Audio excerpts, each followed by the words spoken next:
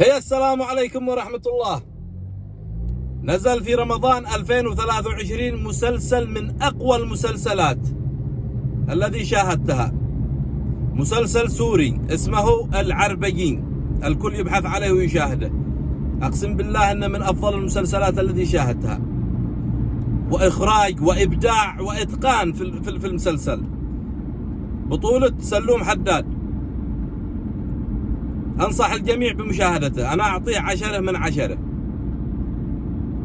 فقط نصيحة للبنات أو النساء ضعيفات القلوب ألا تشاهده، إلا الذي قلبها قاسي تشاهد هذا المسلسل. مسلسل يريك كيف يتم قهر الرجال، كيف يتم ذل الرجال العزيزين الأحرار، كيف يتم ذلهم. ما عشان أطل عليكم المسلسل، شاهدوه، ابحثوا عليه على اليوتيوب، مسلسل العربجي. أقول قولي هذا وأستغفر الله لي ولكم.